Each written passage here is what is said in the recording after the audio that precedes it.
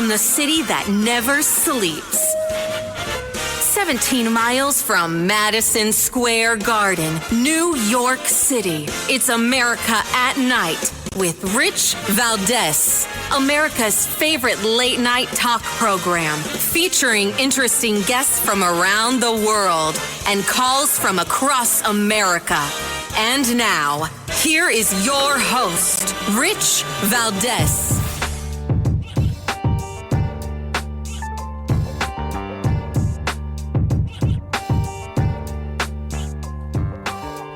Hi there, good evening, and what's up, America? I am Rich Valdés, Valdés with an S, at Rich Valdés on all of the social media. Happy Friday, welcome.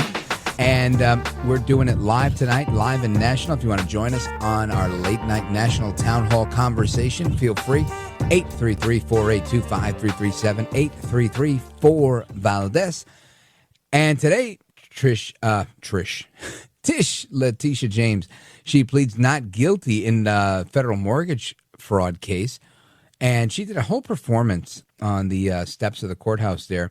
It was really, inspiring. I am not, I guess because of my bias, I've never liked her. I've never thought she was incredibly effective. I don't find her very moving, but the crowd there seemed to be totally enamored with her. And I guess good for her, right? But she says she hasn't done a thing, and, somehow this is all Donald Trump's fault. Whatever she's done wrong, Donald Trump's fault. You can't make this stuff up, but that's how it's going down. Tish James. By the way, my boy Michael Henry, he's run against her before, and he's running against her again. And I think he's got a good shot because, let me tell you, first of all, there's a poll out today. Man, I wish I had this right in front of me. I don't have it in front of me yet, but new poll out today from, let me see. Give me a second.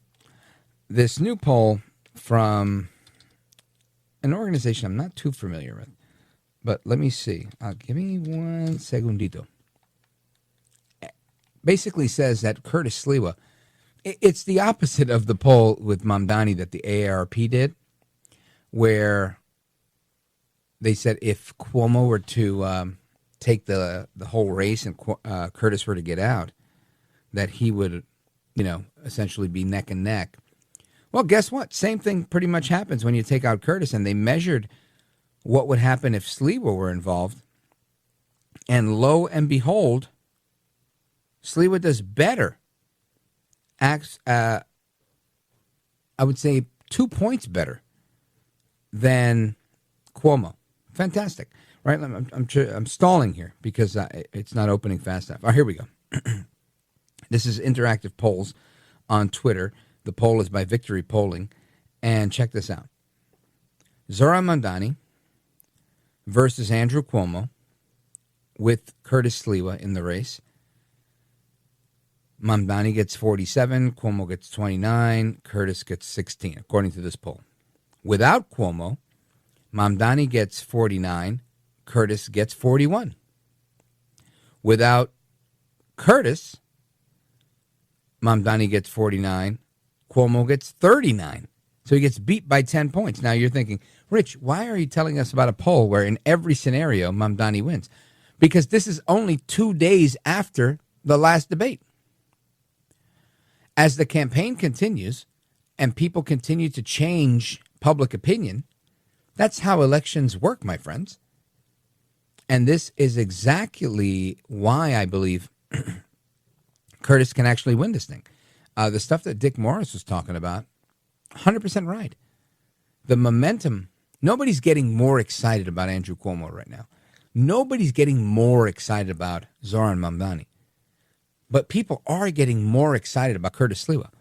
Earlier this week, Megyn Kelly made some comments about Curtis Sliwa, and she said, look, I'm sorry, but it doesn't look like he can win, and it looks like he should get out, so, we have to hold our nose and take Cuomo just to avoid a communist. Same thing Trump has been saying. Now, while that may sound like conventional wisdom to some, and I love Megyn Kelly, right? Really, I love her. I think she's fantastic. I think it's wrong. And I think she realized it was wrong when she saw the interview that Curtis Sliwa did with Nate Friedman. Nate Friedman's a very popular YouTuber and independent journalist. And he laid out exactly why he thought this made no sense. Like, maybe I was here before these guys were. I have down ballot races, city council people that the top of the ticket is Sliwa. The bottom of the ticket is the city council people and all the other positions that are on there. There's a bunch of down ballot races. This is why you can't take a major party candidate and just tell them, hey, you should drop out. But you can take an independent candidate and make them drop out because there's nobody depending on them. Make sense? It should. And she, after analyzing that video, and I played this audio for you guys last night, she seems to have changed her opinion and said, you know what, you're right. He makes a lot of sense. And she's right. It's not Curtis's job to pick up the slack for Andrew Cuomo because he decided to get in after he got beat by Mamdani. And when you look at this most recent poll that puts us, 14 days from Election Day, with early voting starting tomorrow, by the way, Curtis Sliwa is within 8 points of Mamdani. Andrew Cuomo's within 10 points. So Curtis does better than Cuomo. And that makes all the sense in the world to me. And I would say this is probably not even a fair sample. I think it's even better than that. The momentum is clearly on Curtis's side. But I bring this up because this poll came out today, obviously, putting Curtis being the clear number two to take on, or the number one contender to take on Mamdani.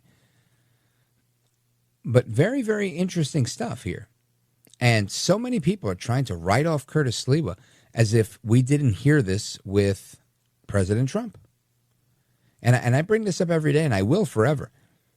People were writing off President Trump. Oh, he can't win. There's not a chance. I'm sorry. He just doesn't have a case. He's great, but no, he can't. Listen, I've heard all these stories before. People make it seem like they've just arrived at this party. We've heard these stories before. I don't understand why they're working this time around. But there's still much work to be done. And it's my opinion, you do the work right, and we get a win. Curtis Lee was positioned for the win, and I'm looking forward to it. I'm going to see if we could broadcast our show from his post-election party. I'll let you know how that goes if we can make it work technologically. But I want to get in tonight. I know I talk a lot about this New York race because it's passionate to me, but there's a lot of other things that are going on. And one of those things that's going on tonight is the military presence in South America. What does that have to do with China? What does that have to do with oil? What does it have to do with Venezuela? What's going on, right? What's the bigger picture? And I want to get to that momentarily with Joshua Phillip. He's an award-winning journalist at the Epoch Times. He's their senior investigative reporter, and he gives great analysis. You've probably seen him in the Epoch Times or on NTD News or on the internet through various mediums. And we're going to chat with him a little bit about this because I think it's an important topic. And in my opinion, this is going to be one of those game changers, not for the administration, but really for America, right? Because, again, Trump can't run again. There's nothing for him to win here except to really do the right thing for America. And I think doing the right thing here includes dismantling this network of communism that exists in South America as it influences Puerto Rico, it influences Cuba, and so much more. So we're going to talk about that when we come back. Plus your phone calls and more are coming up on all of these topics. Plus the NBA gambling scandal. I meant to talk about that last night. I didn't get to it. The Atlantic City and Vegas poker guys and their cheating. A lot of cheating going on, right? I want to get your thoughts on that as well. 833-482-5337, 833-4-VALDEZ. This is America at Night with Rich Valdés.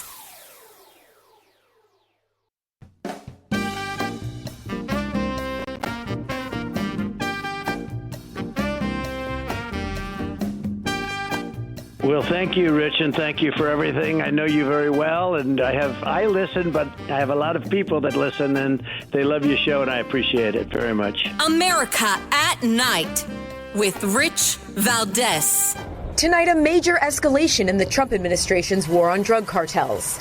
The Pentagon announcing the USS Gerald R. Ford, the Navy's largest aircraft carrier, and as many as 5 destroyers and dozens of aircraft are heading to Latin America. This after a massive show of force yesterday. The U.S. flying 2 B-1 bombers towards Venezuela, turning around just 50 miles off the coast, according to a defense official and flight data. And separately striking another alleged drug boat overnight, the administration saying they killed 6 Tren de Aragua cartel members smuggling drugs to the U.S.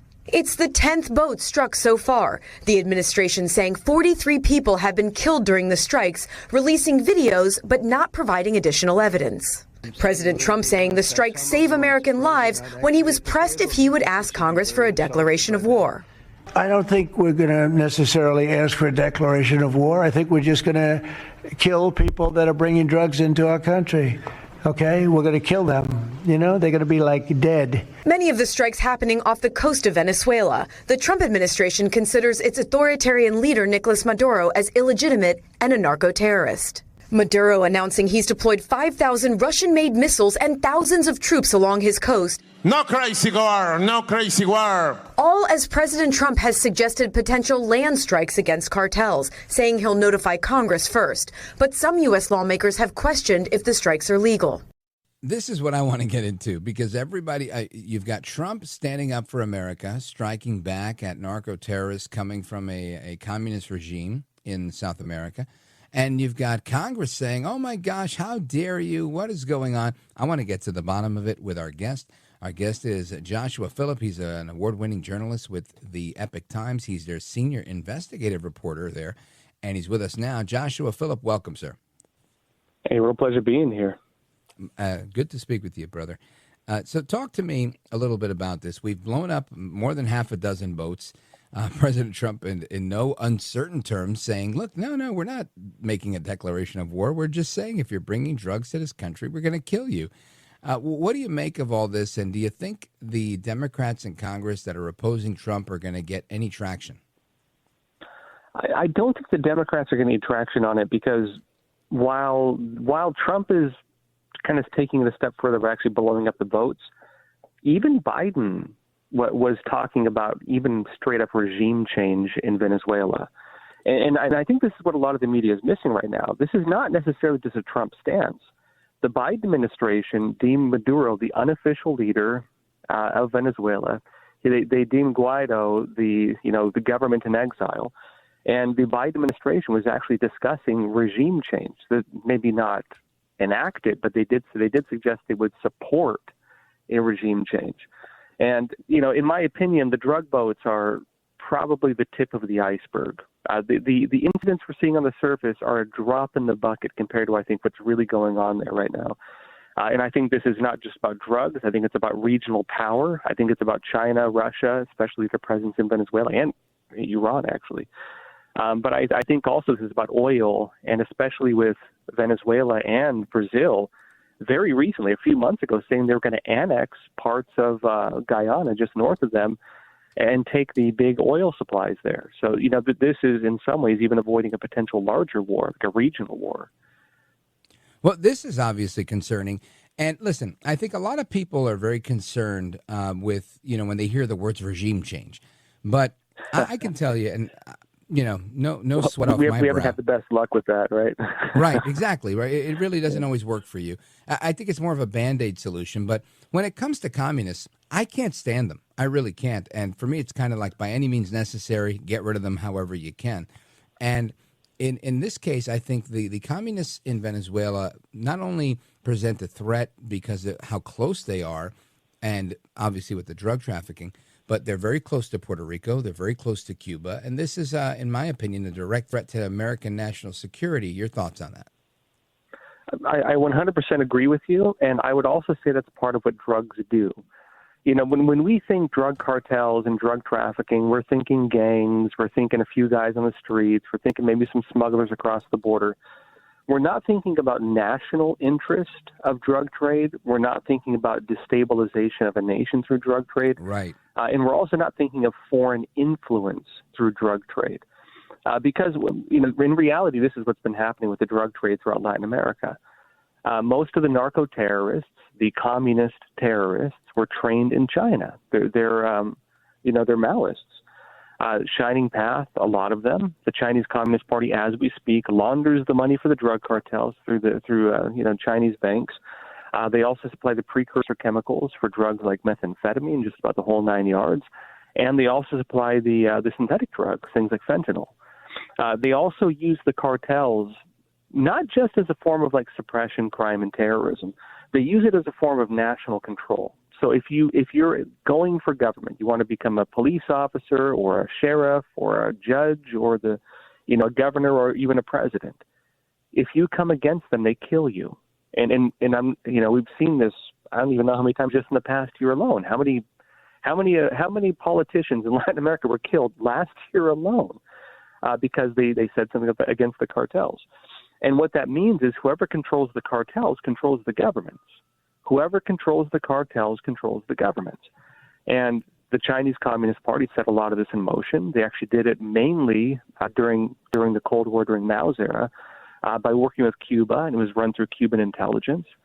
And as we speak now, it's becoming more and more clear that China still runs it. China still pulls the strings. And this is the part that concerns me, because this is ultimately China's main game, right? They say that they're going to use unrestricted warfare against the United States, and this is part of it, right? They want to turn our kids gay. They want to use TikTok. They want to use drugs or whatever they can, right, to destabilize our country without ever having to fire a shot.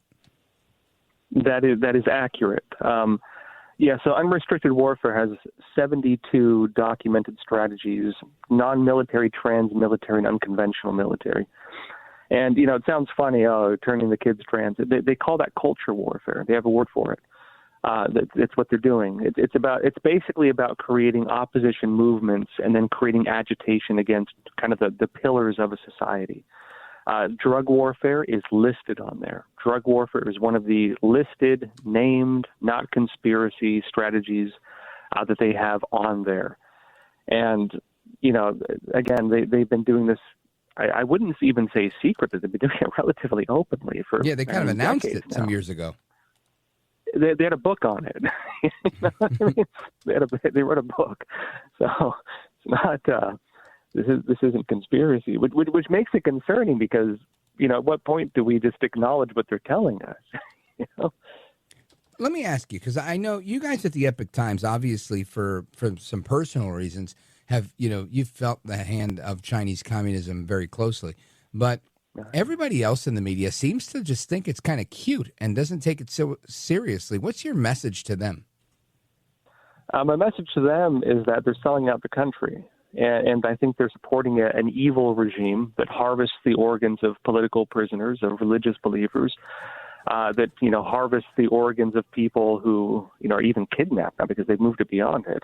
That carries out forms of torture, slave labor, the whole 9 yards. And I think in the future the truth's going to come out, and the people who are working with it are going to face a lot of shame, at the very least. So that day is coming eventually. Well, stick with me, Joshua Phillip. We're coming right back with Joshua Phillip from the Epoch Times. I am Rich Valdés, and we're going to continue this conversation on China, what's going on in the Caribbean with South America, and so much more. Don't go anywhere. Again, our guest, Joshua Phillip from the Epoch Times.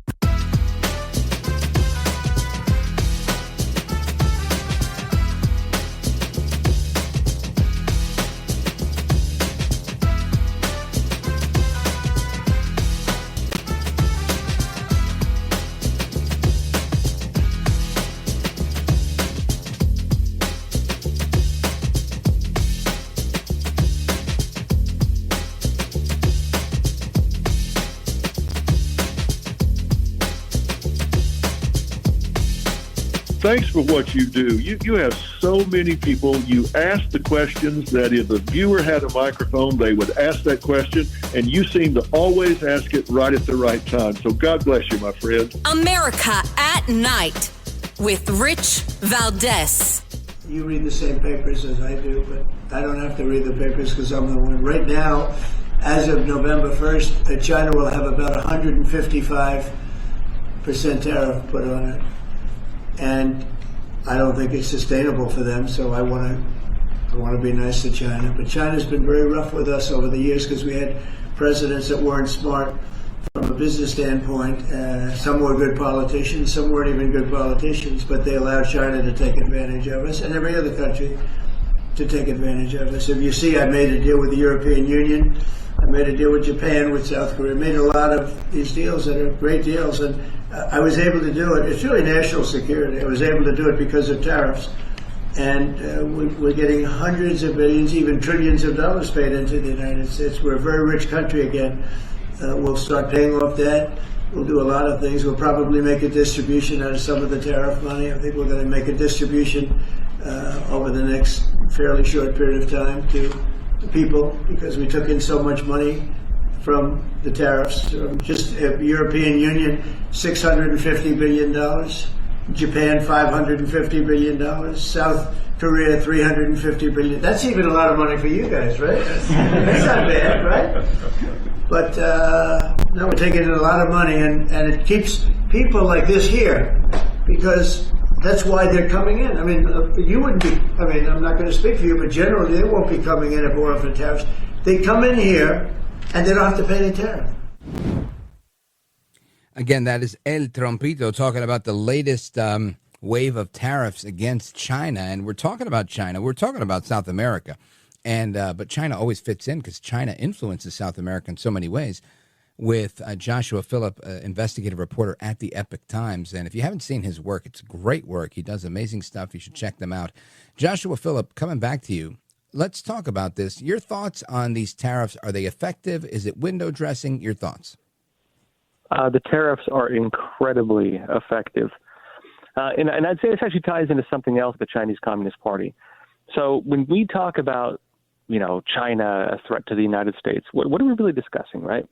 Well, sometimes it's military threat. I think most of us are concerned about the military threat. We're concerned about the spy threat. Those who know a bit more concerned about the drug threat and the culture threat and the whole nine yards.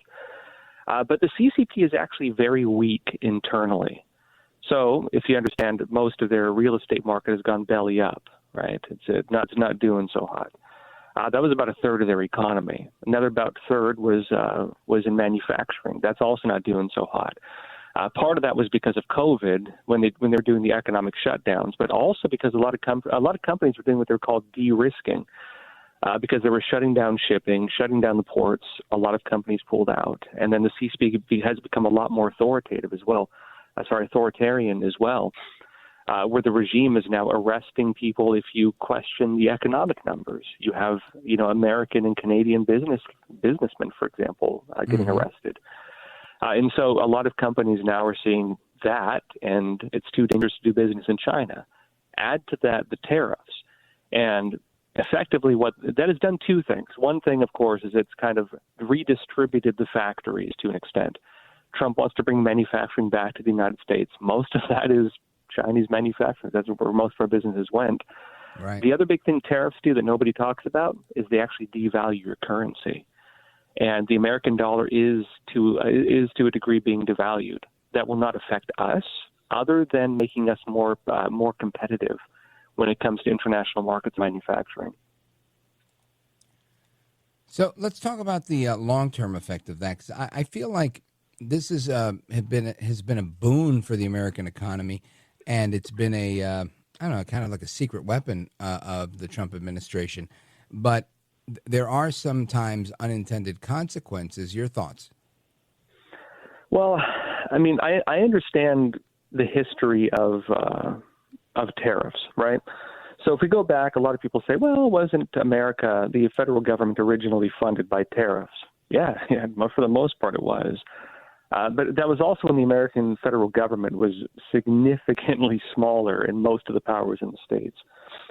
When they started putting in place, federal income tax and things like that, it was on the grounds, the argument for it was that tariffs were basically a tax on goods.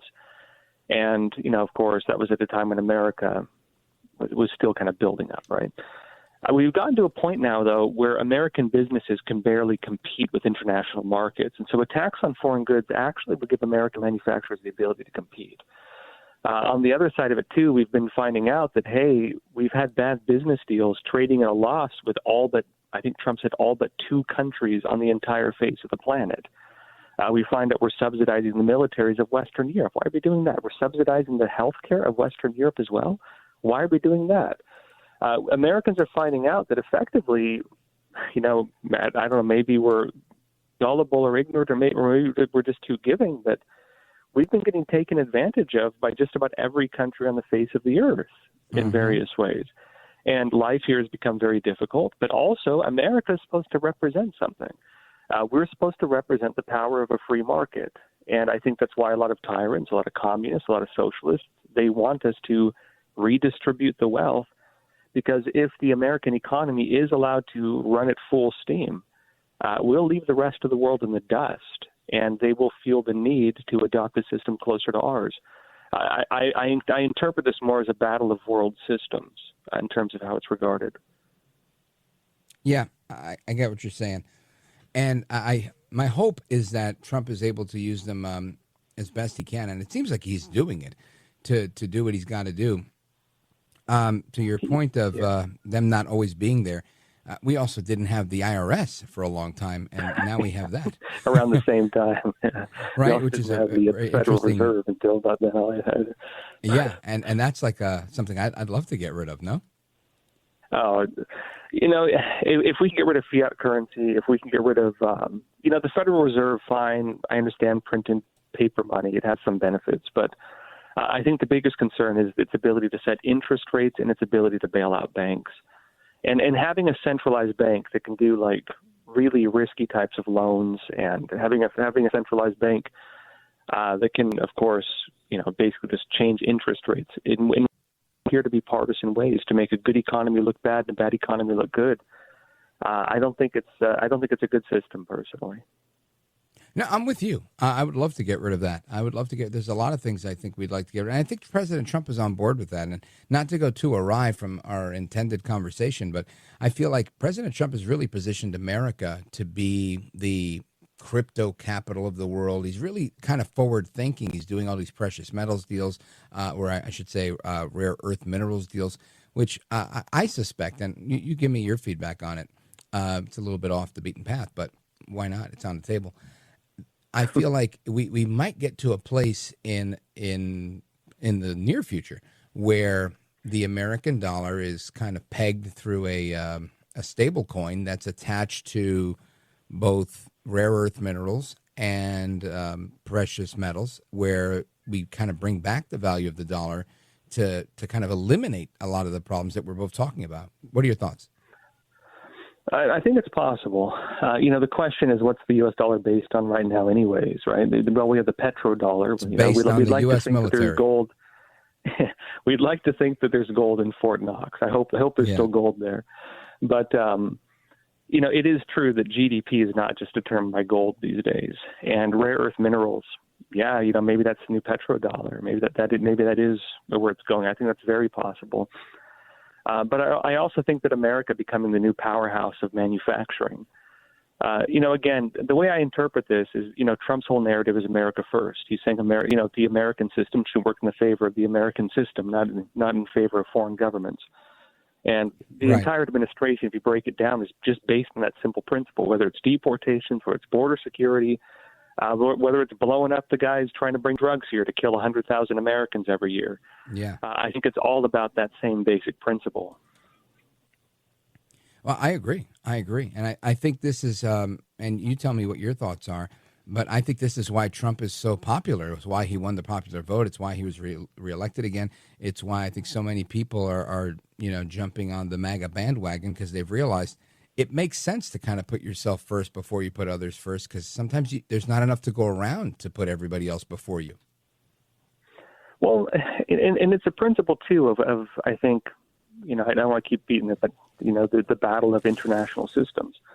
The American system is more about the ability for you to create your own wealth. Yeah, and that is the battle against socialism, right? Capitalism is based on the idea that, if you don't push yourself, you're not going to succeed. Right. If you want to become homeless, you can, but if you want to become rich, you can. It's a matter of how much you want to. And there are some people in the world who don't want that to exist because, unfortunately, dependency is control. And some governments use dependency as a form of control, whether it's control of voters, whether it's control of populations by denying resources to them. That is kind of the global system that America has kind of been pushing against since, I'd even say prior to World War II, we've been pushing against it. But on that note, too, I think that what's happening right now, as you mentioned, a government representing its own people. If you bring in foreign interest in terms of how voters vote, the government will start to represent a different population. And, and that I would say is the biggest problem with a lot of what we're seeing is who is the government representing? Is government representing Americans or, people born in this country? Or is it representing foreign countries? Or is it representing illegal aliens? I know you were doing a segment on the New York elections and Mondami. Mm-hmm. If you look at foreign-born populations versus American-born populations on who they're voting for, it's mostly the foreign-born population voting for Mondami. Oh, of course. And again, it's because of what he's promising. The people he's representing are not the people. It's a foreign population. They're used to that. It's what they know. Yeah, and that's a difficult proposition. Joshua Phillip, we're out of time here, but I want to make sure people know exactly where they can find you. I know that you and your colleagues like Ivan and Yanya Kellick, you guys do amazing reporting and documentaries and just amazing stuff. Tell us where to find you and your work. Great. So, you can find my work on the epochtimes.com, TheEpochTimes.com. And, I do a lot of documentaries. I have a brand new one coming out, hopefully in a few weeks, about Charlie Kirk, actually. So stay tuned for that. Good friend. I'm glad to hear that. Yeah, same. Where do they go to get it? Just go to that'll be on the Epoch Times website as well. Yeah, the epochtimes.com. Outstanding. Amigos, check out the epochtimes.com. Joshua Phillip is our guest. Joshua Phillip, you're welcome here anytime. I want to thank you for staying up late with us. Godspeed to you, my man. My pleasure. Anytime. Thank you. You bet. Amigos, we come back with your thoughts, calls, and reactions straight ahead. This is America at Night with Rich Valdés. Call now, 833-4-VALDEZ. That's 833-482-5337. 833-4-VALDEZ. That's Valdés with an S.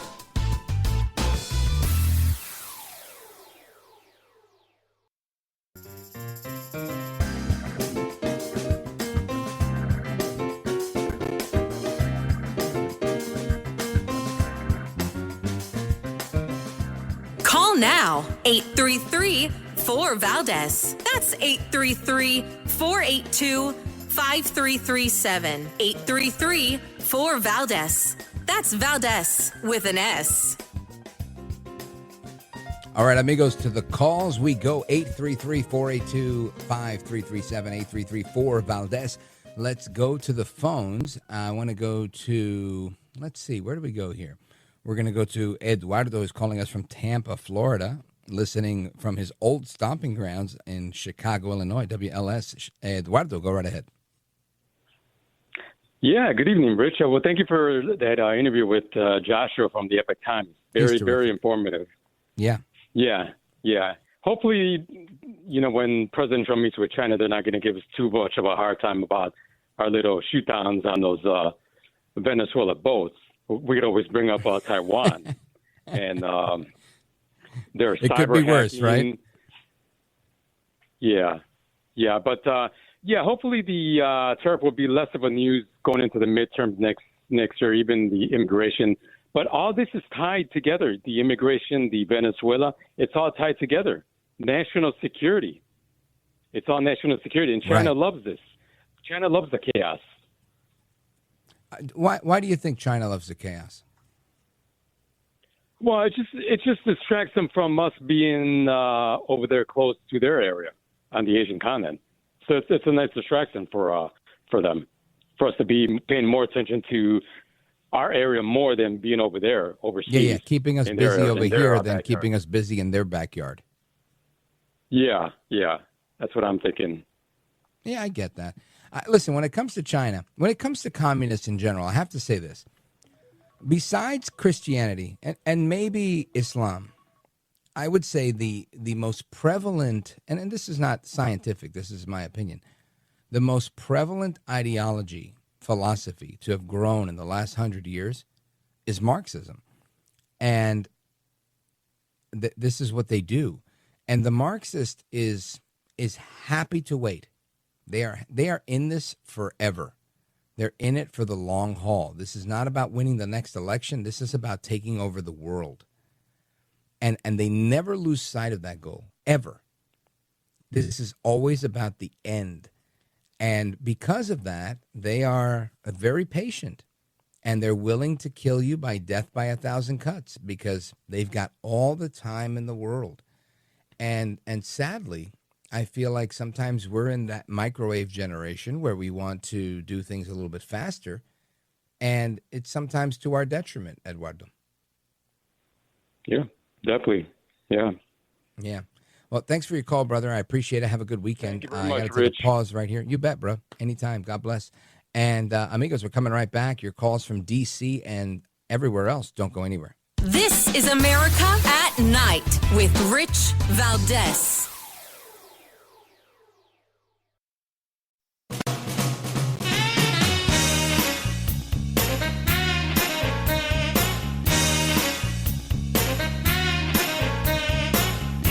All right, amigos, to the calls we go. It's Rich Valdés, 833-482-5337, live on a Friday night. Let's go to Washington, D.C. and check in with Mike. Mike, you're on with Rich Valdés. Go right ahead. First of all, thank you for taking my call. I want to address this New York mayor's race. I noticed that you had Curtis Lever on your show last night, and pretty much you did all the talking, and not one time did you allow the listening audience to ask the man who wants to become the next mayor of one of the biggest cities in this country, New York. You didn't allow your listening audience to ask him any questions. Why? Well, I would disagree. I would say I think he did all the talking. If you listen to the tape, you'll find that I just asked a couple of questions and he answered a lot of questions. B is he's on the campaign trail till pretty late at night, so he wasn't able to stick around for another segment to take questions. But we will have him on again, and we can do that. We've done it in the past, and I'm happy to do it again. There's no particular reason. It's not something we're preventing from happening. But I always try my best to make sure I ask questions and really give people enough time to answer them. Yeah, and there's nothing wrong with that. But when you're running for public office and you're a registered voter, and, being a registered voter myself, I like it when I'm able to question the elected officials myself, because there's questions that I like to ask. I don't want to hear, complaining about the other guy, Madame, the commie and all that. And all that's fine for speaking points. But when it comes to the issue as a registered voter, I want to know. Well, you're always welcome to call. I mean, honestly, I didn't see your call in there. I look at all the calls. When he called in, most people were listening. What I find is a lot of people, when we have a really interesting guest on or somebody that's a big newsmaker, is even if the phone lines are not closed, they're open. And people oftentimes are just so enamored or enthralled in the conversation that they just don't call because they're interested in listening. But by all means, people are welcome to call anytime they want. And listen, Curtis is a 38-year veteran in talk radio. If there's somebody that can do this a lot better than me, it's definitely Curtis Lewa. So, neither one of us is shy. It's Curtis, Mark Levin, and Batchelor taught me how to do talk radio. So I would hand over this mic to him in a heartbeat. Mike in D.C., thanks for the call. I appreciate it, and hope you're tuning in soon because we'll have him on before Election Day. Hasta la próxima. Take care, and God bless you, America. I'll be right back.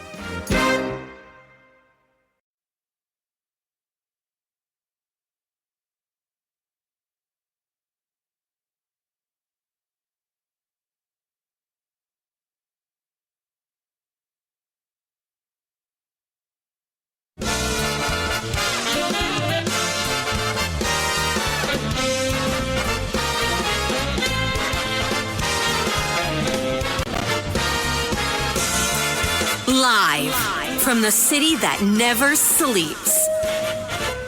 17 miles from Madison Square Garden, New York City. It's America at Night with Rich Valdés, America's favorite late night talk program, featuring interesting guests from around the world and calls from across America. And now, here is your host, Rich Valdés.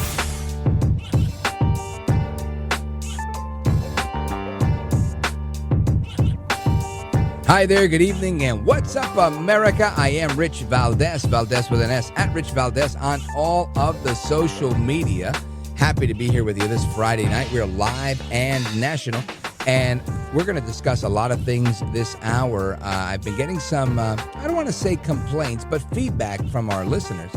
And our listeners are telling me that they feel like they're not getting enough time to call in. So I want to invite you to call in. Here's the number, 833-482-5337, 833-4-Valdés. Matter of fact, I'm going to ask our producer in studio, Mr. Good. Mr. Good, I want you to clear the entire hour.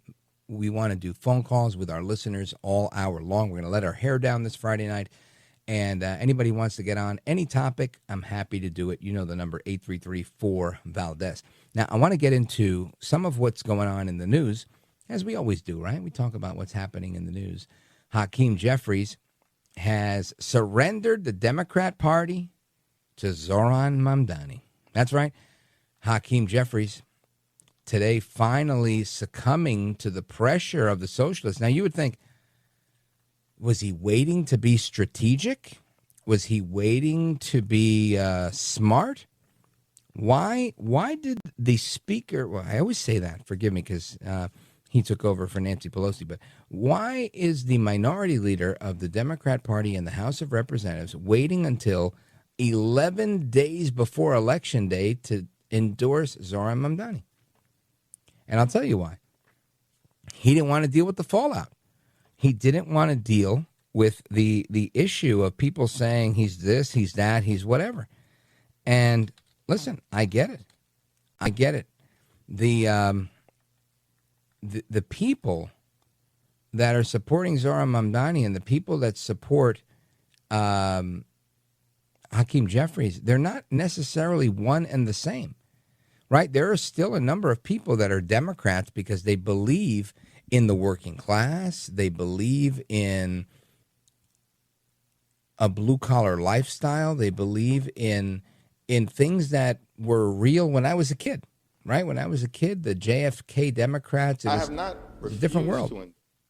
Oh, we have some audio. What's this audio, Mr. Good? What are we hearing here?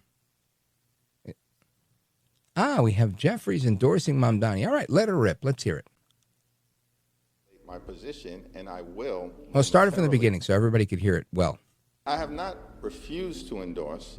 I've refused to articulate my position, and I will momentarily at some point in advance of early voting. The top Democrat in the House, Hakeem Jeffries, who is from New York City, just endorsed Zoran Mamdani for mayor. But it has been a long road for Jeffries on this. He has repeatedly dodged on this question. Take a listen to how he answered me when I asked him about an endorsement just hours before he made it official. The New York mayoral race early voting, as you know, starts tomorrow. Are you ready to endorse Mamdani yet? Stay tuned. You just said that you would stay tuned on a Mamdani announcement. What more do you need to hear at this point? How many more conversations do you need to have? Why are you refusing to endorse? Same answer. Why are you refusing to endorse? I have not refused to endorse.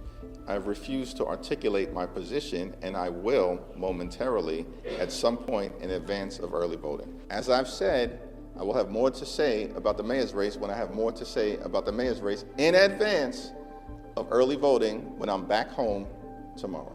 Now Jeffries' job is going to be about uniting Democrats. Progressives have been strong supporters of Mamdani from the beginning, but there are more moderate members who have serious concerns about Mamdani. So Jeffries now has to bring all of those competing factions together.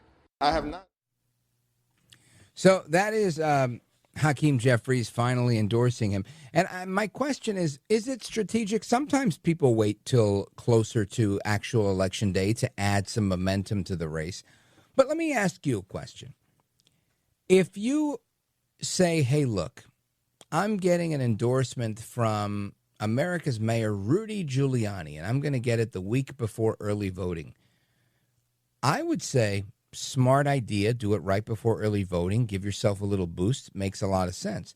If you say, I'm getting an endorsement from the Queens-based minority leader of the House of Representatives who's currently responsible, along with Chuck Schumer, for the government shutdown, I would say if I were the Mamdani team, do me a favor, don't endorse me, please, because I don't want anything to do with the government shutdown, and you guys don't look too good on that, right? But he waits till the end, and this is, yes, I am being critical, and maybe I'm being biased, but in reality, I really think, I don't know that this helps.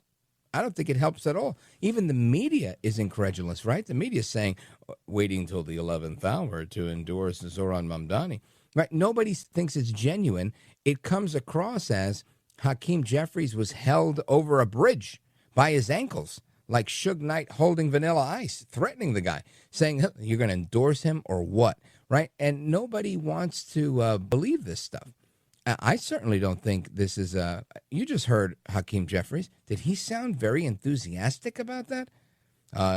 Stay tuned. It didn't seem like anything interesting to me.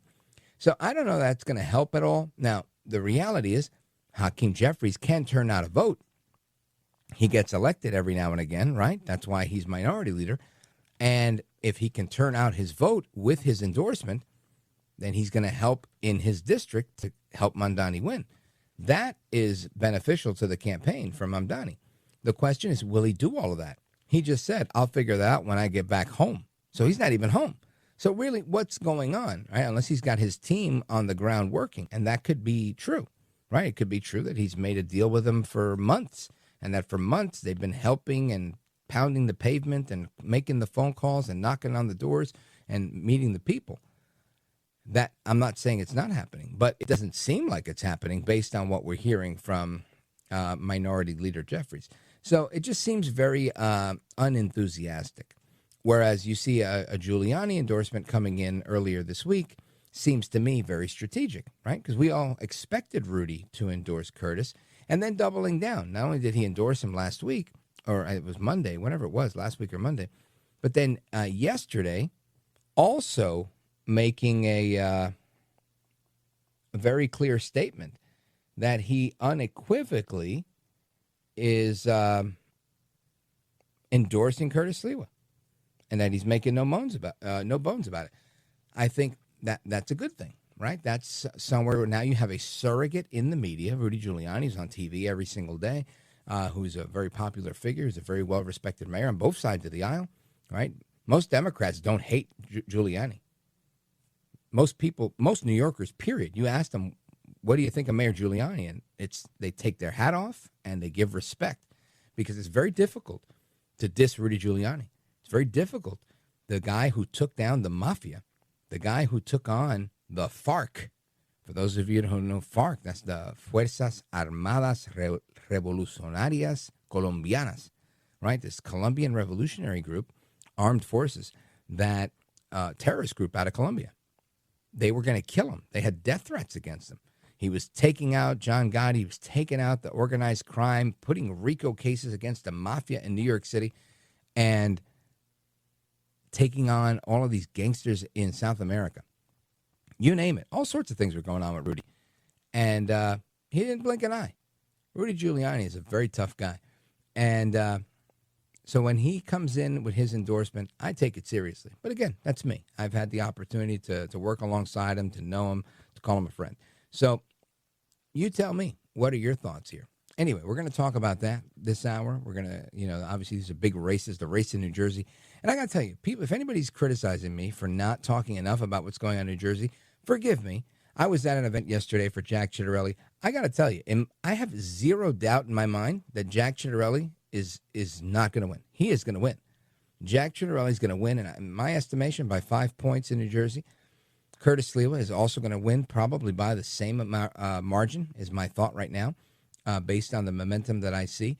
I think we're going to see a Republican win in New York, a Republican win in New Jersey, and we may see a Republican win in Virginia. Now, I don't know too much about Virginia, even though we're on the air in Virginia on a couple of stations. Nobody from the Winsome Sears campaign has ever reached out to the program to come on the show. So I really don't know that much about the campaign. But from what I've read in the publicly available reports, it seems like she's putting up a good campaign. So I wish her the best of luck. And we'll keep you up to speed on all the campaigns that are going on, like we always do on election night. And I'm debating whether to do the show as we normally do it, where we're monitoring all of the campaigns and looking at the returns. We start at 9 o'clock, and some places close at 8 p.m., so we might be able to call some races at a certain time. Or maybe doing the show live, remote, via one of the campaign parties, post-election parties. So I'll let you know how that goes, if it's doable or not from a technological perspective, weighing all the options right now. But the rest of this hour, we're going to have some conversation with you, we the people, opening up the phone lines to make sure that we can hear from everybody. So if you're in Oregon, if you're in Washington, if you're in New York City, if you're in New York State, if you're in Georgia, who else do we got? South Carolina, Pittsburgh, Pennsylvania, Jersey. I mean, there's so many states that we're on, and I want to hear from all of you on what your thoughts are on everything, right? It's Friday night. We don't have to talk about elections that are upcoming, although I like talking about those, but I love to talk about just about everything because, I mean, it's a talk show, right? We're supposed to talk about everything here. So let me give you the phone number. It's 833-482-5337, 833-4-VALDEZ. This is America at Night with Rich Valdés.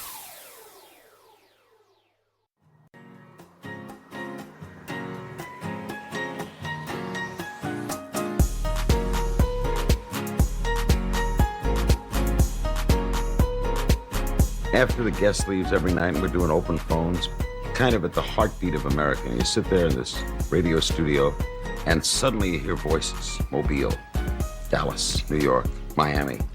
And there's kind of a conglomeration of America all in one room. Call now, 833-4-VALDEZ. That's 833-482-5337. 833-4-VALDEZ. That's Valdez with an S. And it is time for us as a family to come together. New York can't be Europe, folks. I don't know what is wrong with people. You see what's playing out in other countries because of Islamic extremism. Not Muslims, let's not mix this up. But those Islamic extremisms that are burning churches in Nigeria, that are destroying communities in Germany, that have taken over the logical thinkings. And that's what I'm fighting for. I'm fighting for the family of New York. That's why I'm here today to endorse Andrew Cuomo to be part of this fight. What a pendejo. All right, let me get into this here, right? That's Eric Adams, the mayor of New York. And isn't it funny, the balls that you grow when you know you're not running for office anymore and you could say whatever you want. And so now he wants to talk about Islamic extremism. Now he wants to talk about all these things. And the person that he's endorsing is the person that has allowed, forget Islamic extremism.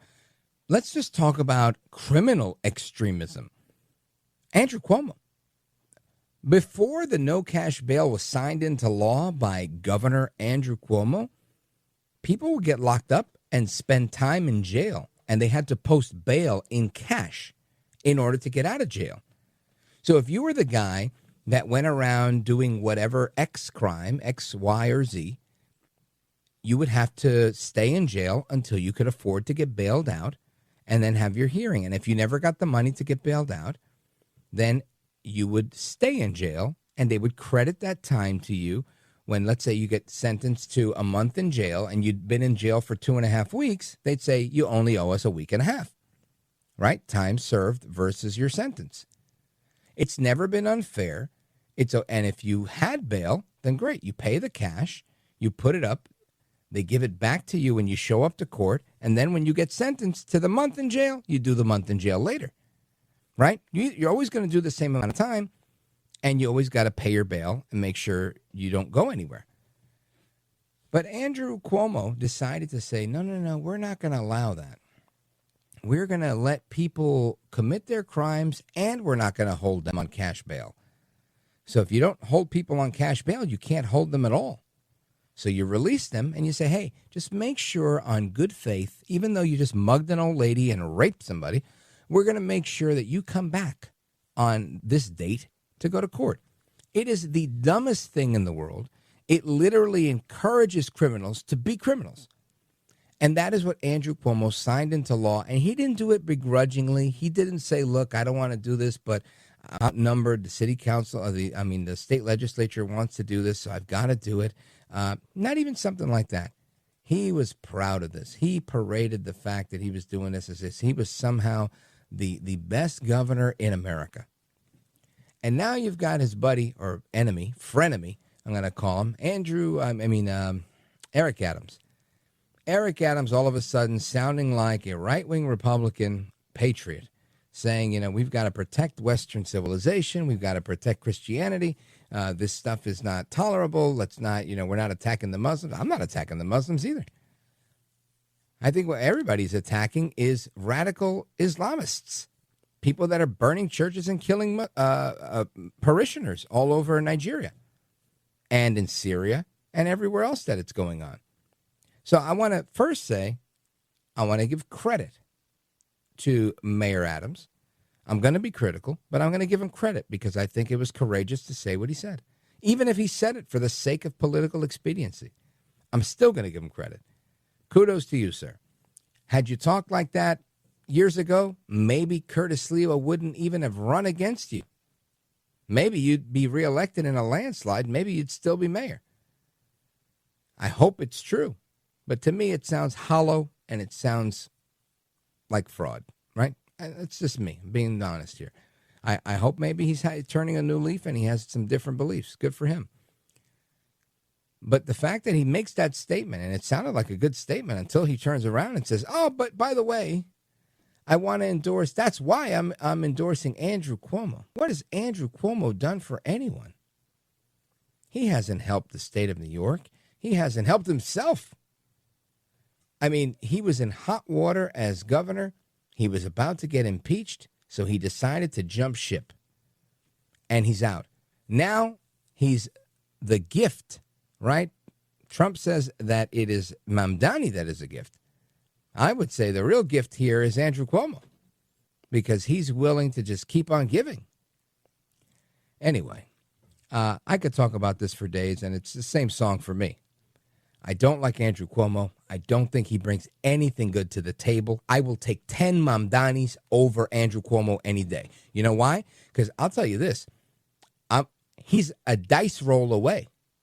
I don't know that Mamdani would kill 15,000 seniors. I don't know that Mamdani would shut down businesses. I don't know what Mamdani would do other than open up government-run bodegas and make you go on the subway for free. But I do know what Andrew Cuomo did, and that's unforgivable. I'll be right back.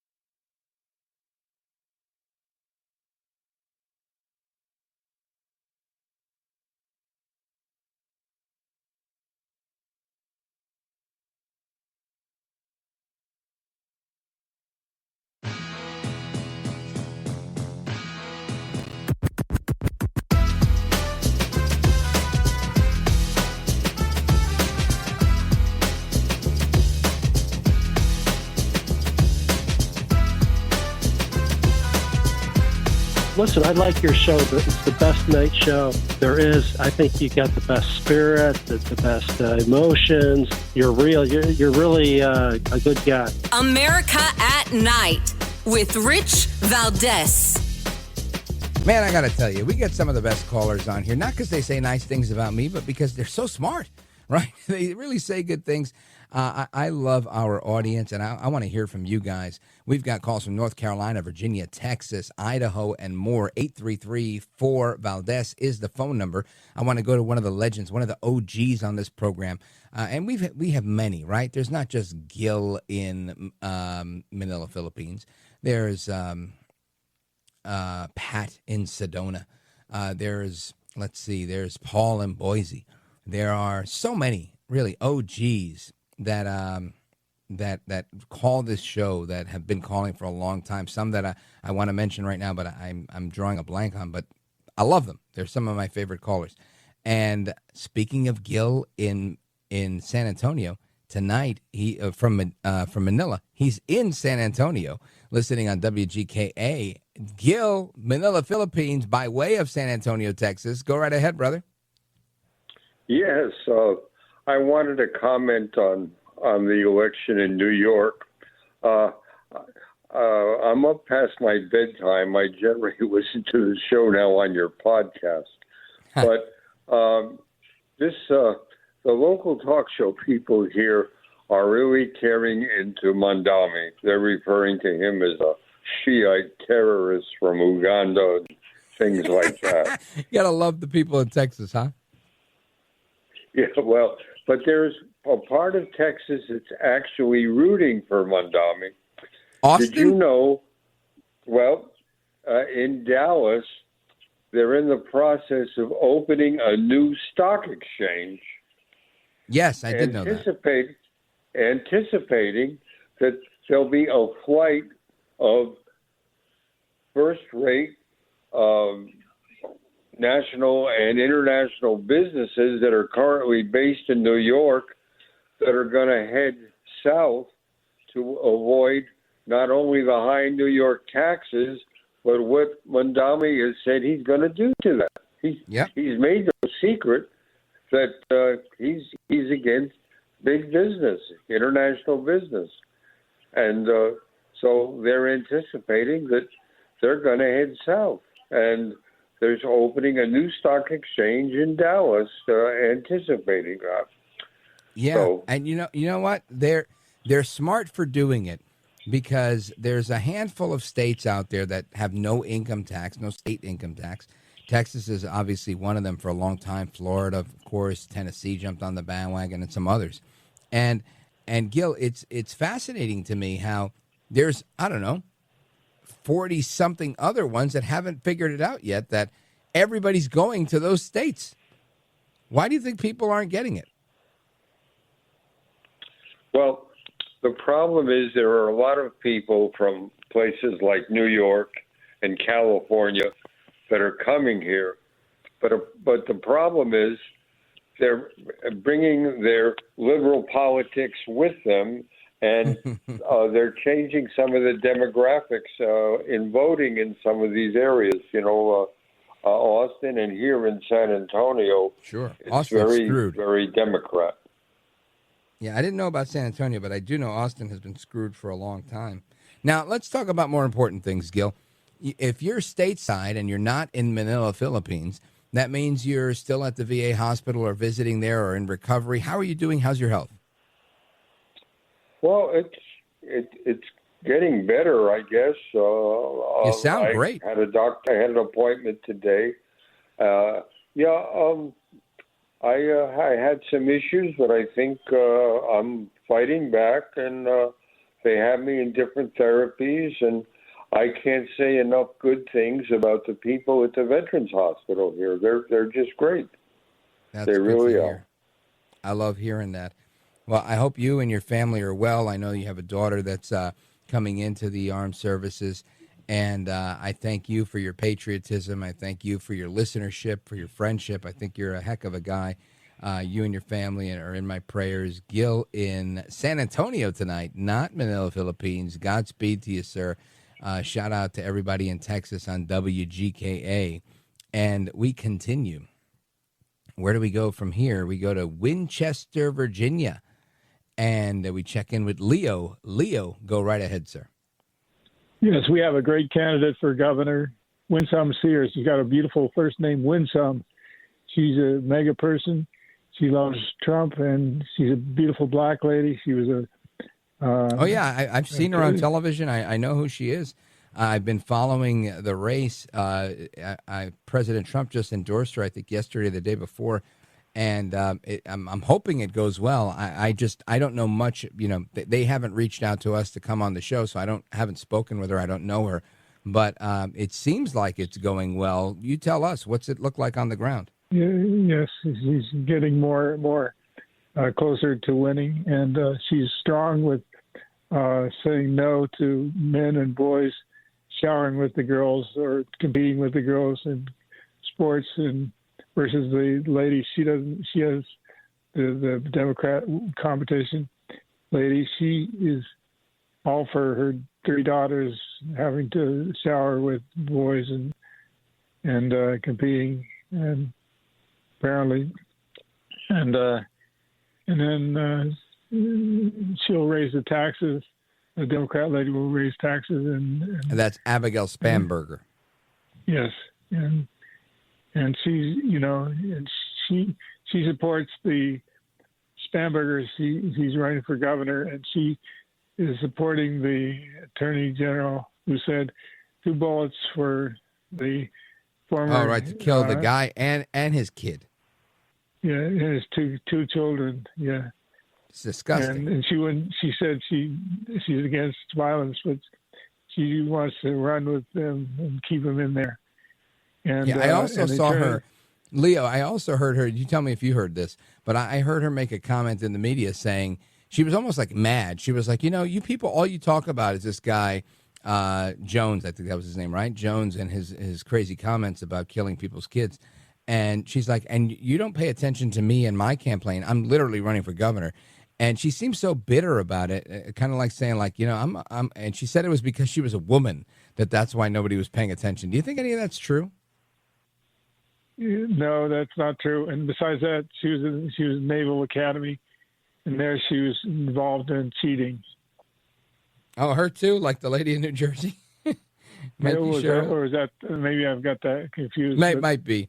I know that there's a couple of them out there. Yeah, the lady in New Jersey, we're facing a 33% increase in electric bills, and every time she gets on television or a debate stage, all she can talk about is how she flies Black Hawk helicopters. And most people are thinking, that's great, lady, thank you, but how does that help my electric bill? I don't think she's doing well. I think Jack Ciattarelli's going to win here. I think Curtis Sliwa is going to win in New York City. It's going to be close, but I think he's going to win. And I also believe that Winsome Sears has what it takes to win, and I wish her the best of luck. And also the Attorney General, Jason Myers. Jason Miyares? He's terrific. Miyares, yeah, he's awesome, and he's a good, honorable man. He's a good Christian, too. They're both good Christians, and we need Christians in these times instead of weak candidates who won't support our families and won't stop the inflation, or they'll only increase inflation and not support the families or the people. No argument here, Leo. I think you're spot on, and I appreciate the call. 833-482-5337, 833-4-VALDEZ. This is America at Night with Rich Valdés. Call now, 833-4-VALDEZ. That's 833-482-5337. 833-4-VALDEZ. That's Valdez with an S.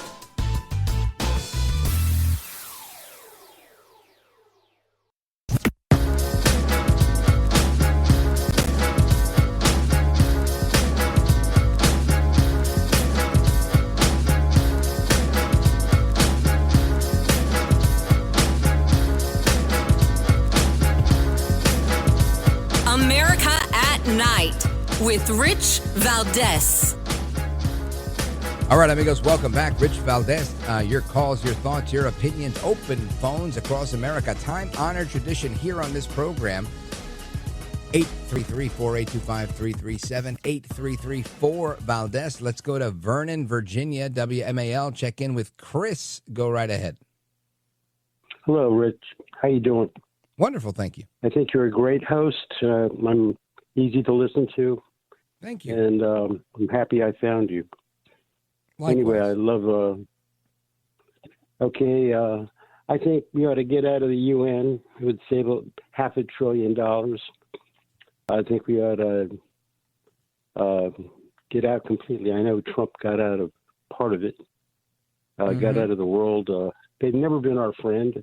They've always been we have basically a socialist communist world that we're dealing with, and it would just save money in our FBI chasing around spies, and we get rid of the total expense of the $500 billion that they milk from us every year. Yeah, let me ask you a question, Chris. I don't disagree with you, by the way. I think you're spot on. Back in 2015, I remember getting an email way before like social media was really hot, right? People were still emailing those, interesting, the things that we call memes today. Those were all emails back then. And I remember in 2015 getting an email about Trump. And that, Trump was saying, if you elect me, what we need to do is get out of the UN. And I remember reading that and thinking, that's so smart. I wish he'd do it. Well, do you remember in his first term, one of the first things he said was, we're getting out of the UN. Why do you think he didn't do it? Well, I think he probably didn't have enough votes. Well, honestly, I think it's one of those things he can do unilaterally. I'm going to tell you why I think he didn't do it. And I may be wrong. But I look at Trump, and I think he figured out there's a lot of political fallout from doing that, right? And he has to measure political fallout. How much of it can you handle before you really have to start expending too much political capital? Then the other side of that coin is, what can we get out of them potentially if we, try to use this relationship to the best of our ability? And I think you look at now, fast forward to recent history. This year, President Trump has 8 or I think 9 now, right? 9 wars that he's intervened in as himself on behalf of the United States. And he's brought about a peaceful resolution in every one of these, including the one in Gaza, that even though there's some skirmishes and whatnot, he was able to get the hostages back. These are intense negotiations. And for all intent and purpose in this conversation, it's more of a win than a loss.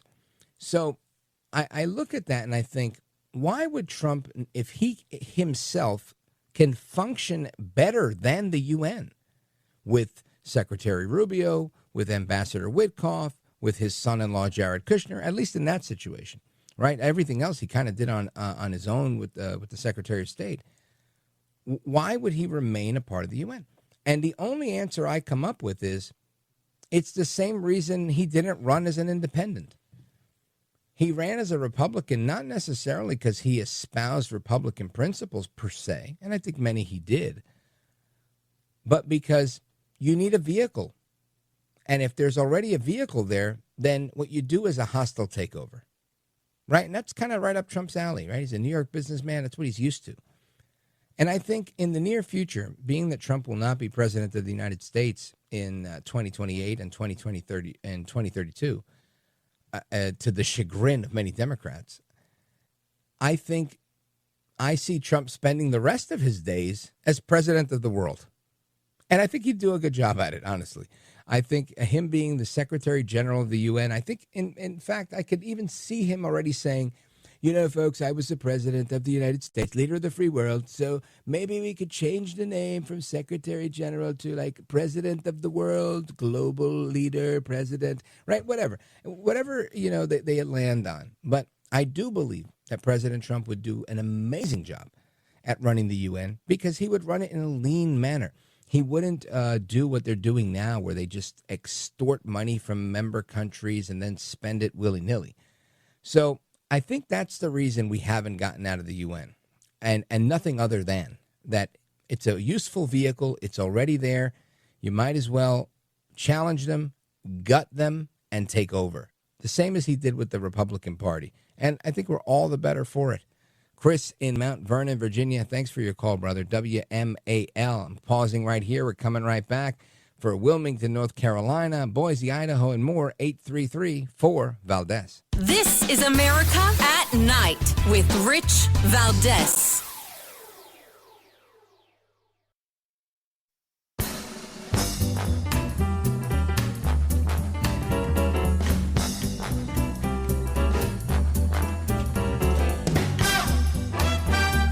America at Night with Rich Valdés. All right, amigos, welcome back. Rich Valdés keeping you company this Friday night, talking about everything that's going on in America at night. Our phone number is 833-482-5337. And we've had some interesting discussions this evening. We've not only spoken about the China threat and what is happening in South America, about the Venezuelan oil supply, about their drug supply, as well as the Marxist threat that we see in New York City. And I want to get your thoughts, calls, and opinions on everything else that's going on in America at night. Let's go to Justin, calling us from Wilmington, North Carolina, WAAV. Justin, go right ahead, sir. Hey, Rich. I think we've got a Marxist threat across the whole country, and it's coming real soon. Oh, yeah. I don't disagree. That has something to... Well, look at all the propaganda out there. Look at everybody who, all the anti-American, anti-Trump propaganda pushed by mainstream media, including the big newspapers, and mix that with a government shutdown. They've been pushing socialism. They've got 40 million people on food stamps. How many illegal aliens on food stamps also? And they're about to run out. If you haven't been to a huge area where everybody's on food stamps and see how dangerous it already is, imagine it without food stamps, because I have many years ago when I found myself in a bad place for work. The Democrats and the media are lying. I appreciate that, but I'll tell you this. I think that this is also an opportunity, and I'll tell you how. I think most people are motivated by money. And when you make the case for people and you say, hey, look, we're currently in this situation. SNAP is about to run out. And most people are good-hearted, tender-hearted people that they say, oh, my gosh, you mean young families that may not, maybe a single mom that a dad ran out and this lady's got to raise a kid or two on her own and she's relying on this, or large families that are relying on food stamps and SNAP and whatnot to eat, to subsist, are not going to have it. There's a good amount of people that are very sympathetic to that cause and say, oh, my gosh, I feel so bad. And when that runs out, we're going to see those problems arise. And that's going to continue to pull on the heartstrings, as it should, because we as a caring people should care about people. However, the other side of that is everybody that's really not due those benefits, or people that are abusing that system, a lot of that stuff is now going to be on full display. And when you go X amount of time, just like we're going to go X amount of time, if the Democrats don't play ball, they're going to be in a situation where they're going to hit the 60-day mark, and Trump's going to be able to fire these people permanently, saying, hey, look, we've been shut down for 59 days plus, and we're eliminating these positions. That's going to force a draining of the swamp and a reduction in our spending. And I don't think the Democrats ever want to see that, Justin. So we just might see things get better rather than get worse. We'll see. But thank you for your thoughts, brother. I appreciate it. Justin in WAAV country. And amigos, we're going to come right back with the rest of your thoughts, calls, and opinions. Some of you guys may not have the third hour of the program. I like to say it's the most coveted hour of the program, just because I know that, not everybody has it. But if your station doesn't have it, please harass your local program directors at your local radio station. Tell them to carry the third hour of the show. And everybody else, we're coming right back. More to come straight ahead. Don't go anywhere. I'm Rich Valdés.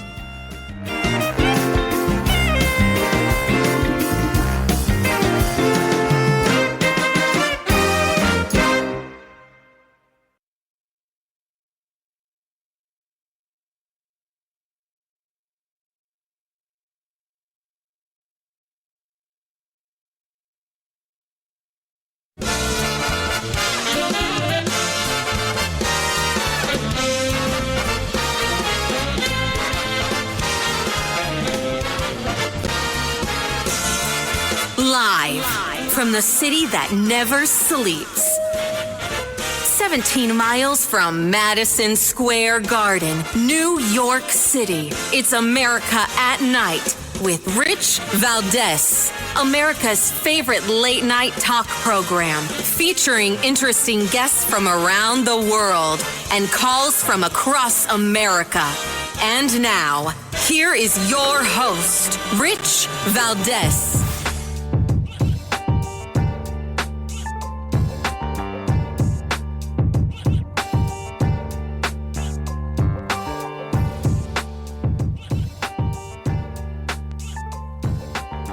Hi there, good evening, and what's up, America? I am Rich Valdés, Valdés with an S, at Rich Valdés on all of the social media. Welcome to the Friday night edition of the program. We're back for another hour. We're live and national. It's 7 minutes past the top of the hour. It's Rich Valdés keeping you company tonight until we go home, and we're going to get into a bunch of stuff this evening. Open Phones Across America is open for you to share your thoughts, calls, and opinions. Here's the number, 833-482-5337, 833-4-Valdés. And let's get into some stuff tonight, shall we? We've talked about the military presence in South America and how that's affecting, geopolitical situations with the United States, as well as China's oil supply, and how are they going to continue to get oil from Venezuela, what their stake in the game is. That was a good conversation. If you missed it, stay tuned. You'll catch it. We also had, let's see, what else did we talk about? We talked about the election in New York City, new poll that has Curtis Sliwa. You know how the other day they did a poll that excluded Curtis. They said if Curtis gets out, Cuomo is the guy. Well, they've done another one now that said if Curtis stays in and you get rid of Cuomo, turns out he does even better. Right? This new poll shows that Curtis Sliwa would be within 8 points of Mamdani if it was a head-to-head election. And Andrew Cuomo would be within 10. Clearly, Curtis Sliwa faring better than Andrew Cuomo. And I think the momentum is there. I'm hoping that momentum carries through to Election Day and is enough to get us there. Andrew Cuomo doesn't have what it takes. Not now and not on Election Day, in my opinion. I don't think he has what it takes to win this race. And I say this as someone that was born in New York. I was, when I was a kid, his dad was governor. And when I was an adult, he was governor. And during COVID, I was working in New York City, and there were many a time, just to take a moment to go down memory lane here, 5 years ago. I live in northern New Jersey on the part of the Hudson River where you could see New York City. I live 4 miles from Times Square, New York City, Manhattan, but on the Jersey side, 6 minutes away from the George Washington Bridge, which connects Teaneck and Fort Lee with New York City.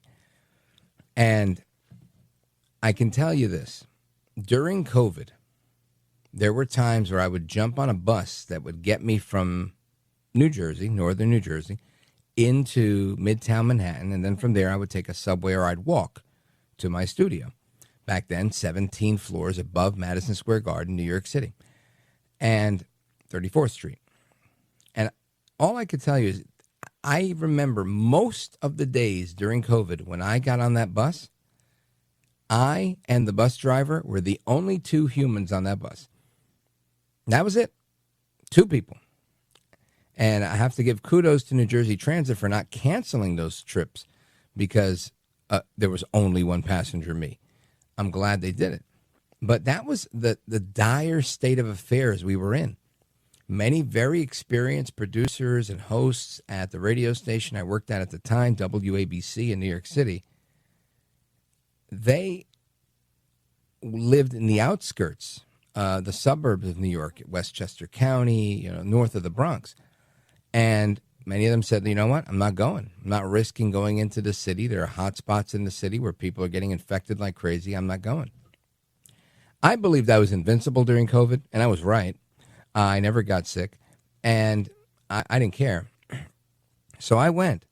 And I say all of this to say that during that time, I had a lot of opportunity to hear Andrew Cuomo, who did a daily 1 hour or more press conference that I ended up calling the Essential Andy Cuomo podcast, because he made every day, he just made it clear how he was essential and how everyone else was not. And I thought it was unfair. And I also thought he was very, I don't want to use the wrong word here, annoying, right? I thought his voice was annoying. Like many of you probably think my voice is annoying, but I really thought he was so nasal, and he just was so indecisive with his word choice. And he would talk like this, and I'm Andrew Cuomo, I'm the governor. And it was really grueling for me to listen to this. So every day, and it seemed like a podcast because it wasn't like a press conference.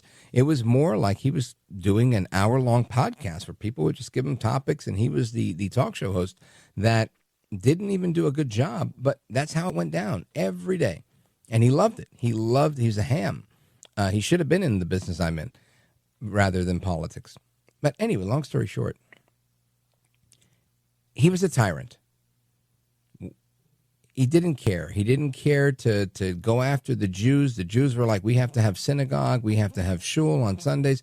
He didn't care. He was trying to shut them down. Anybody that tried to defy any of his edicts, they paid a price. And ultimately, he made a horrible decision to try to help hospitals who were running out of space. And in my opinion, to spite President Trump, he didn't want to use the hospital ship that President Trump had provided. And he decided to move COVID-infected individuals into residential nursing homes where our beloved grandparents lived. And he killed many a grandpa, in my opinion. Right? In my opinion, his choices led to their demise. It was an executive order, and I didn't make this up on my own. A whistleblower, Dr. Elaine Healy. She is the director of one of the nursing homes, the one that was in focus at the time.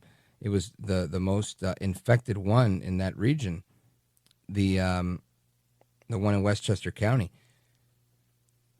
She was the director there, and she got wind of this the day before we got wind of it in, the general population. And at the time, and I've told this story, but I'll share it again. I was the associate producer on the Mark Levin show, and my job was to determine who got on the phone to talk with Mark. And did it make sense with the show? Did it add value to the show? Was it a coherent argument? And in doing so, this woman calls and she's like, hi, I'm the medical director, the administrator at whatever nursing home, and there is an executive order signed by the governor that is going to put COVID-infected patients in with my patients who are elderly and vulnerable, and this might kill them. Now, mind you, I was like, oh my gosh, that sounds horrible. That's scary. What are you doing? And she said, well, I'm calling you, and I've written an op-ed that I think it was the Wall Street Journal or the New York Times, one of those two, was good enough to publish for her, and it was coming out the following day. But she was trying to sound the alarm because she wanted to save some lives. This lady's a doctor. And God bless Dr. Elaine Healy for the courage that she has, because she put herself out there in a way that, many wouldn't. But I say all of this to say Andrew Cuomo literally oversaw the death and demise of so many people. The estimate is around 15,000. And this is the person that some Republicans are considering voting for and some Democrats are considering voting for. And I've got to tell you, this is not an endorsement of Mamdani. You guys know I'm all in with Curtis Sliwa. But with Mamdani, I know what he says he's going to do. Government-run grocery stores, free subways, increased taxes, likely kill the business community. But he never once talked about killing senior citizens. Andrew Cuomo did that. We know what Andrew Cuomo is capable of. We've seen him in office. For anyone to even consider Andrew Cuomo and his decades of experience as a deep stater, the son of another governor, is absolutely insane to me, the fact that anybody would consider him. Really is. The only thing Andrew Cuomo is good at is breaking things in New York. And I, for the life of me, can't imagine why anybody would vote for something like that. But anyway, we've had some discussion on that as well. And I want to get to your thoughts, your calls, your opinions. I also want to get into a little bit of a different topic. I want to talk about how energy is going to affect things geopolitically, in particular China, because obviously, you know, China's always the player that we've got to keep our eye on. They're the ones that are mainly out to get us, them and Iran. And from the environmental perspective, where are we at? Well, we're going to have that conversation straight ahead. Don't go anywhere. This is America at Night with Rich Valdés.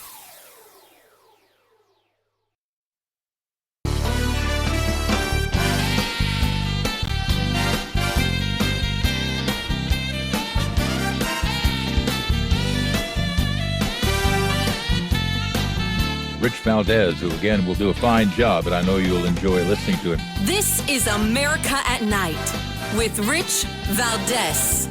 Trump administration ramping up pressure on Russia to end its war in Ukraine. I just felt it was time. Look, these are tremendous sanctions. These are very big. Those are against their two big oil companies, and we hope that they won't be on for long. New sanctions hitting Russia's two largest oil companies. In response, the Treasury Department says, to Russia's, quote, lack of serious commitment to a peace process. It comes after new Russian airstrikes, firefighters carrying children from the rubble after Ukrainian officials say a kindergarten was hit, while Russia's President Putin today overseeing a nuclear exercise. As administration officials tell NBC News, a tense call between Secretary of State Marco Rubio and Russia's foreign minister ended after Moscow said fighting will continue until it gets concessions from Ukraine. All right, amigos, you just heard that report.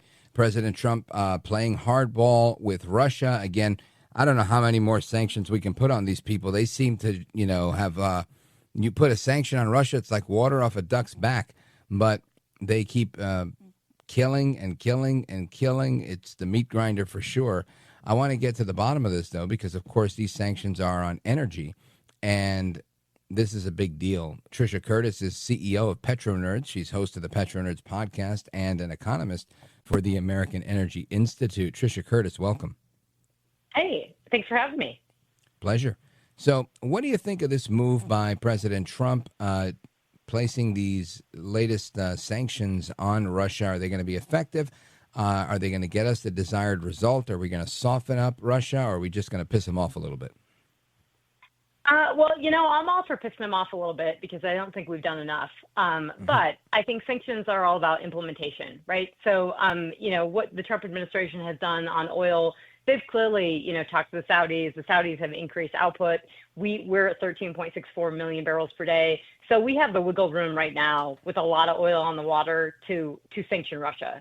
But they have to be and the partnerships, but they have to be implemented. So what happened a couple days ago when you saw oil prices go up $5 was that one, oil was oversold to begin with, but two, we sanctioned Rosneft and Lukoil. The European Union went after specific refineries within China, and India said, hey, we're not going to buy any more Russian crude oil. Now, in order for that to all work, everyone has to actually do it, and we have to not buy this crude oil. They've been pretty good about getting around that up to date, and we're nearly 4 years into this war. And so, yeah, they've been moving around. So you have to actually do what we did to Iran in the first Trump administration. For the audience's benefit, they've been getting around it by making like straw sales, no? Yeah, they've been getting around it by basically using their shadow fleet and China and India not caring about sanctions. So if you don't care, and you don't actually get anyone in trouble, it doesn't matter. So we sanctioned Iranian crude in the first Trump administration, and they did a great job. They enforced the sanctions, and Iran stopped exporting crude, and they lost money, and they couldn't support all these nefarious extracurricular activities like Hamas and Hezbollah and Houthis. And that's the same thing that needs to be done with Russia, but no one was willing to, in the Biden administration, accept higher oil prices. So what Trump's got is a fine line where he wants to sanction them enough to where it's starting to hurt, but he doesn't want crude oil prices to go up too much to where they offset all the loss of crude with higher oil prices. So it's a dance. And it's a dance. It's a very tricky dance. But his rhetoric is being ramped up, and clearly, I don't think Putin looks like he's interested in ending this war. Yeah. Do you think at any end on hitting them with, I mean, that's a significant source of their income.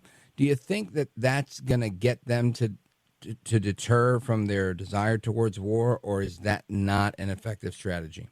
Or do we need to ramp it up?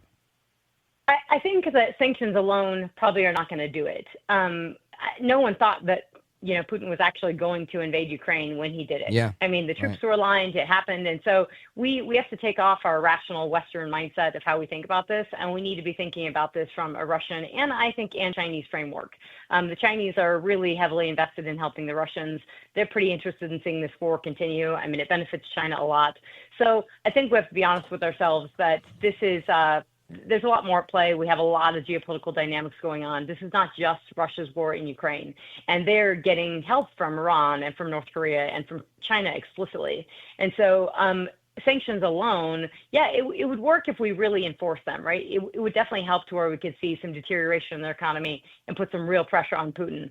But this stuff is what should have been done when the war broke out, not 4 years in. So what do you think the logical... I mean, obviously, President Biden didn't take any of this action, and President Trump is doing it now. What's some of your, recommendations on getting it done now? What do you recommend we do to make it happen sooner? So I think we're under the assumption that we have to think about war too, and that it's not as easy just to get it done, right? We're assuming that kind of like Hamas and Israel, we can just get a peace deal, and we may not be able to get one with Putin because if this is a longer game, right? If they're involved with China, and China wants them to do this, so they keep us busy and keep all of our ammunition factories and all of our military and we keep us very preoccupied, and we got us, all of our weaponry and everything focused on Ukraine. We're not focused on China, and we're not focused on the Pacific, and we're not focused on the Indo-Pacific. And so I think it's important to put that in context. So I'm not certain, I think we have to be careful that also sanctions alone probably won't do it, right? And that's why Ukraine is looking for Tomahawks and other weaponry. There's a risk to that, right? That you escalate the war, and then what happens then? But thinking that we're just going to sanction them, and if we don't enforce them, for one, it's not going to work. If we sanction them, we're going to see how much it's going to actually hurt, and we do have to hurt their economy to make this work. They have to no longer be exporting a lot of crude and getting the revenue for that crude oil. That's what has to happen. Now, we can't expect that China is going to continue to take that crude. We know that. So they're going to take the crude. And then we have to be just mindful that in war, the ability to get by is, we have to be very mindful of that, is that people, especially the Russians, they pull up their bootstraps and they keep pushing on forward. All right, well, let's pick up there when we come back. Folks, we're on with Trisha Curtis, and we're talking about what happens in war and how we get past this situation. Don't go anywhere. I'm Rich Valdés.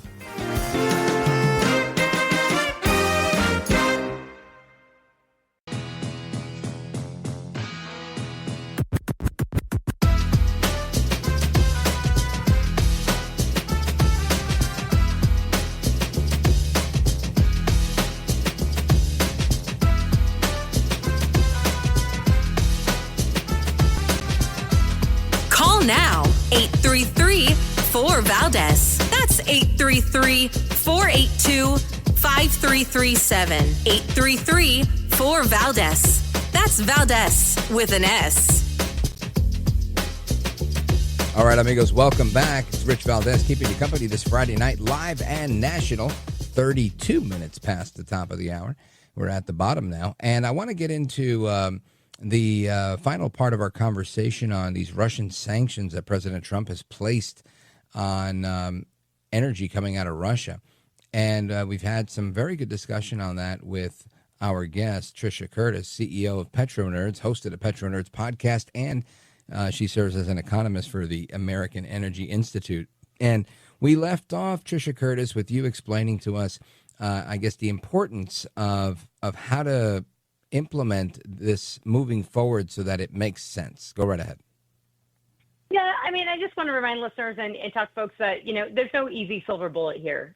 When the war broke out, and no one's going to want to, we have to be honest about this. If we had put troops on the ground, we probably could have ended it really quickly. But no one wanted to do that, right? Nobody in Europe and nobody in the U.S. was willing to put their own boots on the ground. So we didn't end it. And, this happened in 2014. The Western world let Putin take Crimea. And so then, it just kind of kept snowballing. And then we got the situation in 2022, and the Biden administration did absolutely nothing.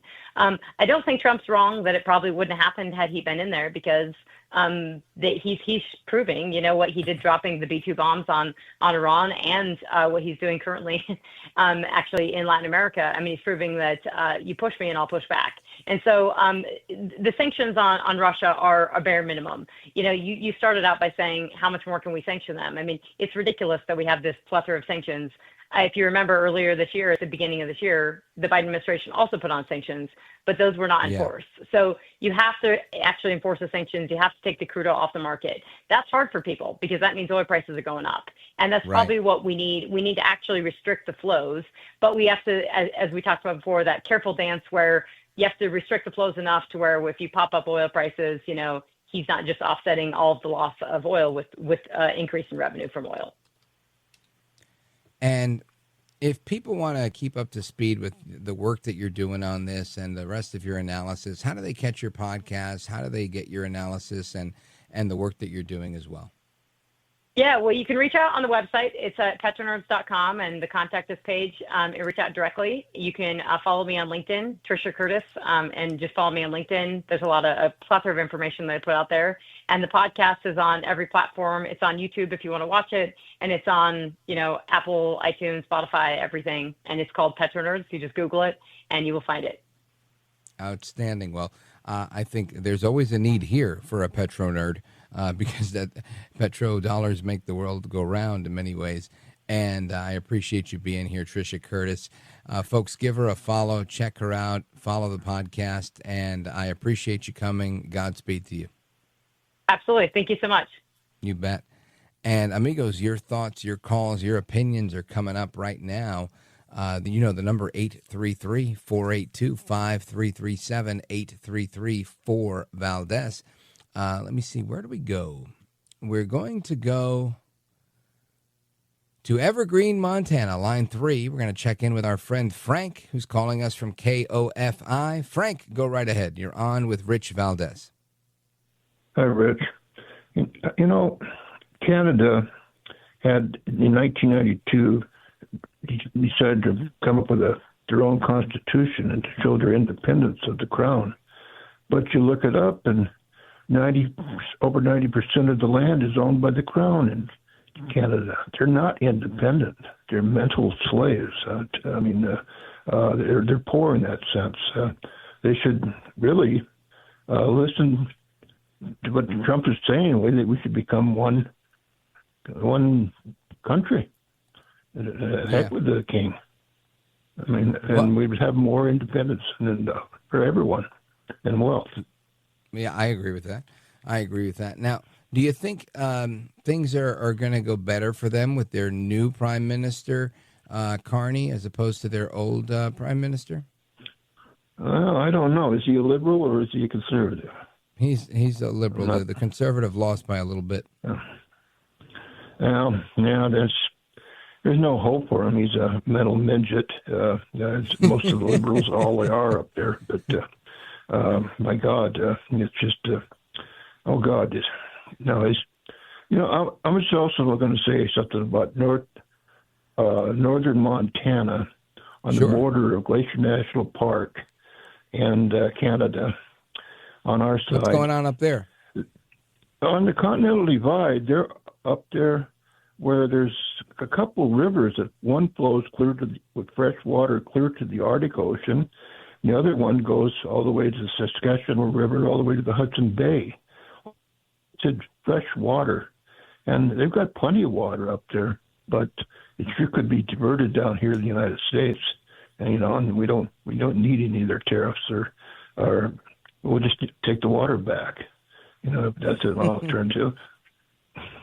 You're going to repo the water. You're not using it. Yeah, it makes sense. I love it. That's interesting. All right. I think it's only a matter of time before we hear that coming from the administration. Said, hey, that's it. It's time's up. Yep. Pay up or get You out. bet. Give us our water. Thanks, All right. Frank. I appreciate it. Godspeed. You have a good weekend, by the way. Shout out to everybody in Evergreen, Montana. Frank, again, another faithful caller of the program. Godspeed to him. Let me see. Where do we go? We keep going. We're going to Norman is in Chicago, Illinois on WLS. Norman, go right ahead. You're next up. Well, hi. Here's my thought. You've got Curtis and you got Silva, two candidates in New York, Republicans.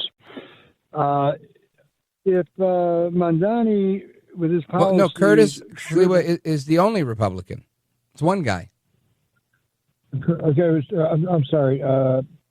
You got Mamdani. Cuomo, you're saying, the independent? I mean, yeah, independent. Forgive me, I'm sorry about that. Okay, I had to just pull over. Here's my thought. Based on policies, New York probably financially dies. Tourism, Broadway, the restaurants, the shopping, everything related to that. The economy goes down the tubes. I believe Curtis is ahead in the polls. Well, in the latest poll today, it shows him doing better than Cuomo if Cuomo gets out, which I think he should. Yeah. Okay. If Cuomo was to throw his support behind Curtis, would that not really be? I think that would be a landslide victory. Yeah. Otherwise, they keep the vote split. There's a chance Mamdani wins. There is the issue. I think it favors Curtis in that the people, both Mamdani and Cuomo are Democrats, and they share a lot of the same vote, right? For example, they're both in favor of sanctuary cities, Mamdani and Cuomo, Andrew Cuomo. They are both in favor of raising taxes. They're both in favor of defunding the police. They're both in favor of having no cash bail on criminals that are arrested, or the alleged criminal for whatever act they're arrested for. And they're both in favor of keeping the age low, or raising the age. So rather than prosecuting someone at 16 years old and treating them as an adult, if they murder someone, they'll take a 16-year-old that's committed murder and send them to a mental institution and have them seek rehabilitation, as opposed to getting charged as an adult for capital crime like murder. They both support that as well. And that's why we've seen an increase in violence amongst teenagers, because the gangs and organized crime have realized, hey, if we get these kids that are teenagers, they won't charge them. They won't do the same amount of time. They'll get out. They'll go to a mental hospital, do a program, and they'll be back on the street. So this is a tool for criminals. And all of those guys, again, Mamdani and Andrew Cuomo, they share all of that. It's only Curtis that's on the other side that's the real contrast. Curtis Sliwa says, no, we're going to lock these people up, throw away the key. We have to have cash bail. If people can't make bail, then they stay in jail. And it's such a stark difference, right? They both favor getting rid of qualified immunity for law enforcement. Curtis says, let's give our cops back qualified immunity. And he wants to hire 7,000 new police officers, which I think the city desperately needs. So I think that the stark differences, I should say, in each of their platforms would cause a vote split amongst Mamdani and Cuomo more so than it would with Curtis. I don't think there's too many people that like Curtis that also like Cuomo. And I think that's the big problem that they face. And that's why if somebody were to drop out of this race, it really ought to be Andrew Cuomo. I appreciate. I was going to ask you, since I'm in Chicago, I'm not that familiar with all the various ramifications of what's going on. I just know that Mamdani just can't. I just hate to think what would happen if Mamdani gets in. I appreciate your going explaining the differences in the policies and the platforms and such. My question was, though, does Silva, does he have enough of a support base that if he was to give that to Curtis? Because I think Silva obviously would be more aligned with Curtis than with the Democrats. Would that help much? Yeah, so there was a poll that came out today, just to see if I'm getting what you're saying right, that says that if Andrew Cuomo were to get out of the race, Curtis would be within 8 points of beating Mamdani. And I think that's a good situation to be in when we're 11 days from Election Day. I mean, it's 8 points is still 8 points, and you got to make up that gap. But if it were the other way around, if Curtis were to not be in the race and it was a head-to-head matchup of Andrew Cuomo versus Mamdani, he would lose by 10. So clearly Curtis is in a better position, Curtis Sliwa, to win this election. And I don't know that the people that are supporting Cuomo are going to help in any way, but I'm sure there is some crossover somewhere. So ultimately, I think what ends up happening here is Curtis can get the support. I think there's nothing but momentum for him right now on the street. But this is a fight. This is a fight. It's a fight uphill that can be won if everybody does what they have to do. And predominantly, if we saw some courage and some patriotism from Andrew Cuomo saying, you know what, I'm going to bow out of this because clearly the people want Curtis. But I don't think either of those can be expected. I wouldn't expect Curtis to drop out. And at this point, even though the spoiler here is Andrew Cuomo, who came as a Johnny-come-lately third wheel, despite all that, I don't think he wants to get out of the race either. So I think it's going to come down to the three-way race. And my hope is that Curtis fares better than both of those guys. But this is going to be a tough one, no question. Norman in Chicago, thanks for your thoughts and your call, WLS. Amigos, I'm coming right back. This is America at Night with Rich Valdés.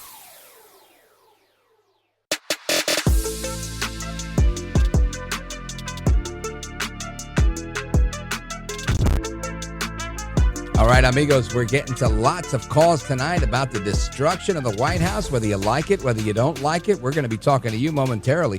Plus, I want to hear from my buddy Paul in Zanesville, Ohio, WHIZ. Go right ahead. Hey, good evening, Rich. I would be remiss if I didn't tell you that my wife and I paid our home off today. Woo-hoo! And we are elated. Yes. Congratulations to you.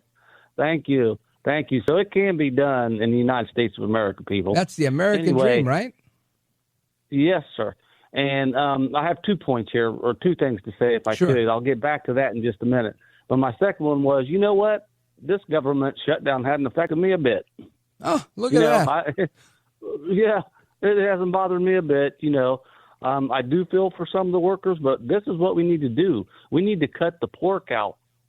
Right. If we can get by without the quote unquote non-essential people, then maybe they're really that non-essential, right? Yes, sir. And the second thing I had was, I'm just so elated. When I walked out of the bank, the manager, or whoever he was, a very nice man for Park Bank, he says, "Now, Paul, don't forget to pay your land taxes." Now, Rich, I have a question to ask you. If you owned a motorcycle and you paid it off, why would you have to pay taxes to ride it? Right? Why do I have to pay land taxes? Yeah, you know who says that? Governor Mm-hmm. Ron DeSantis. He said, "Listen, if you're in your golden years and you paid off your house, why are we sitting here hitting you over the head for all this property tax?" And I get it. There's a sewer and a street and all that stuff, but I'm with it. There's a lot of countries where you go and you buy a place and you pay it off and it's yours and you never pay another penny again. Mm-hmm. Yeah, exactly. And it just blows my mind. And by the way, also, Tuesday is my 36th wedding anniversary of being married to my beautiful wife. So I'd like to tell her I love her and happy anniversary. I've been with her for 46 years, Rich. But that's almost as long as I've been alive. Really I know, sir. I know. My daughter's 42, so she's almost as old as you. That's great. Well, congratulations to you. I wanted to let you know, sir. Yeah. Well, thank you so much. And I'm not bragging. It's just it feels. You so should be good. bragging. You should be proud. Hella proud. Well, yeah. Well, I don't cry much, and I actually had tears in my eyes today because it felt so good to get that. It wasn't a burden because I've made a lot of memories here, in my house. But now we can move on and enjoy our retirement. We're both getting ready to retire. So thank you for letting me air this on your Brother, air. And you made my day. I can only imagine how you feel, Paul, that A, you've been married to your lovely bride for 36 years, and B, you own your house and you don't owe anybody any money. That's fantastic, man. I have the biggest smile on my face for you. I can't wait till that's my position in life. God bless you, brother. I'm happy to hear it. Congratulations. Happy anniversary, and have a good weekend. Amigos, I'm going to pause right here. We're coming right back. Your calls and more. Don't go anywhere. This is America at Night with Rich Valdés.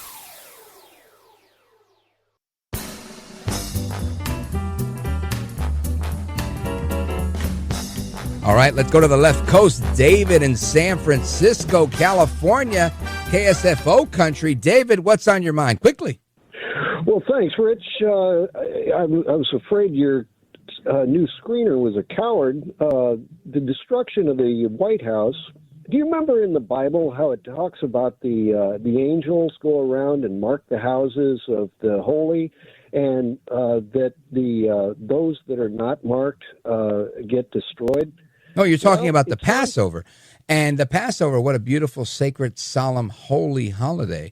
And, of course, this is why people have mezuzahs on their doors today, because it was the blood on the doorpost, right, to mark yourselves as, hey, we are believers. We are God's people. And that's how when the evil, dark cloud passed over, it would literally pass over their homes.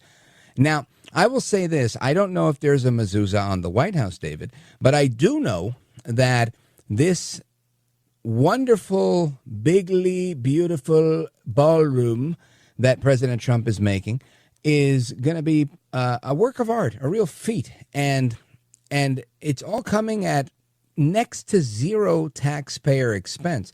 So I've got to say kudos to President Trump. A quick golf clap for him on that, because I'm too close to the mic to do a big clap, and I think that's a good thing. Now, the other thing I was going to say is, typically, I mean, it's not really the call screener that is being a coward or a hero, right? The call screener is just making sure that the call is going to add value to the larger program that we're airing tonight. So I wouldn't ever characterize the call screener as being a coward. It doesn't really come down to that. It comes down to how effective the caller is and does it match with the program. But David, like always, we always appreciate hearing from our friends on the left. Thank you for your call from San Francisco, California.